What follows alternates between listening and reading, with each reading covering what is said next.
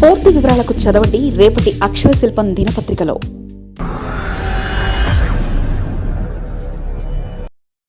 ఇప్పుడిప్పుడే మొదలవుతున్న గందరగోళం. తెలంగాణలో కాంగ్రెస్ రాజకీయుల రగడ. నేతలను ఎలా కంట్రోల్లో పెడతారో అది కాంగ్రెస్ పార్టీ జాగ్రత్త సామి.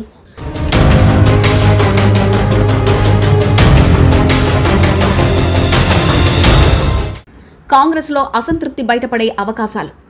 తానొవ్వక నొప్పించక తప్పించక తిరుగువాడు ధన్యుడు సుమతి అనేది సుమతి శతకం. ప్రస్తుతం ఎలాగూ అది నడవడం లేదు. అయితే కమాండింగ్లోనే డిమాండింగ్ చూపించి అవతల వారిపై ఆధిపత్యం నెగ్గించుకోవాలని చాలా వరకు ప్రస్తుత నేతలు, రాజకీయ నేతలు అనుకుంటున్నారు. కమాండ్ చేస్తూ ప్రతి ఒక్కరిని తమ కనుసన్నల్లో ఉంచుకోవాలని గతంలోనూ రాజకీయాలు నడిచాయి. దశాబ్దాల కిందట ముఖ్యంగా అది తెలంగాణలో కాంగ్రెస్ పాలన అనేది మొదలైన దగ్గర నుంచి జరుగుతూనే ఉంది. అలాగే ఇటు ఆంధ్రలో మొన్న మధ్య వరకు జగన్మోహన్ రెడ్డి అదే తరహా రాజకీయాలు నడిపించారు. కానీ రోజులన్నీ ఒకేలా ఉండవు. ఒకసారి మొత్తం పరిస్థితులు తారుమారయ్యే అవకాశాలుంటాయి. తాజాగా తెలంగాణ కాంగ్రెస్లో అసంతృప్తి అనేది బయటపడకుండా ఉంది. అయితే ఎన్నికల దగ్గర పడే సమయంలో అది మరింత బయటపడే అవకాశం ఉందనే సంకేతాలు వినిపిస్తున్నాయి. ప్రస్తుతం పార్టీలోనూ ప్రభుత్వంలోనూ ముఖ్యమంత్రి రేవంత్ రెడ్డిది అప్పర్ హ్యాండ్గానే ఉంది. ఢిల్లీ హైకమాండ్ వద్ద కూడా ఆయనకు తిరుగులేదు. ఎన్ని ప్రచారాలు జరిగినప్పటికీ రేవంత్ రెడ్డి విషయంలో ఢిల్లీ నాయకత్వం చూసి చూడనట్లు వ్యవహరించింది.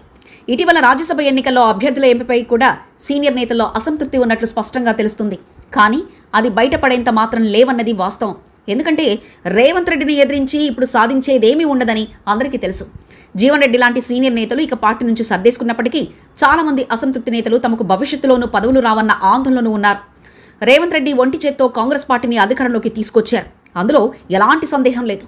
తెలంగాణ రాష్ట్రాన్ని ఇచ్చిన కాంగ్రెస్ను 10 ఏళ్ల పాటు ప్రజలు కాదన్నప్పటికీ రేవంత్ రెడ్డి వ్యూహాలు, అనుసరించిన విధానాలతో పార్టీ అధికారంలోకి వచ్చింది.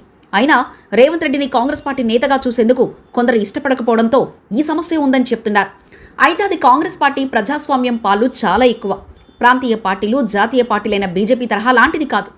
ఎవరి లాబియింగ్ వారికి ఉంటుంది. ఢిల్లీ స్థాయిలో అందరికీ సంబంధాలున్నాయి. అయితే ఉప ముఖ్యమంత్రి మల్లు భట్టి విక్రమార్కతో పాటు సీనియర్ మంత్రులు ఉత్తమ్ కుమార్ రెడ్డి, కోమటిరెడ్డి వెంకటరెడ్డి లాంటి వాళ్ళు కూడా సమయం కోసం వేచి చూస్తున్నారన్న ప్రచారం జోరుగా సాగుతుంది. అయితే సీనియర్ నేతలను కలుపుకొని వెళ్తూనే తాను అనుకున్నది చేసుకుంటూ వెళ్తుండడంలో ఇప్పటివరకు ఎలాంటి ఇబ్బందులు తలెత్తలేదని, అయితే ఎన్నికలు సమీపిస్తున్న కొద్దీ కాంగ్రెస్ నేతలు ఇక ఊరికే ఉండరని, చికాకు తెప్పించడం ఖాయమన్న కామెంట్స్ సొంత పార్టీ నేతల నుంచే వినిపిస్తున్నాయి. మరి 10 ఏళ్ల పాటు అధికారం తమదేనంటున్న రేవంత్ రెడ్డి నేతల్ని ఎలా కంట్రోల్లో పెడతారో వేచి చూడాలి. మరిన్ని కథనాల కోసం సబ్స్క్రైబ్ చేసుకోండి మీ అక్షర శిల్పం. పూర్తి వివరాలకు చదవండి రేపటి అక్షర శిల్పం దినపత్రికలో.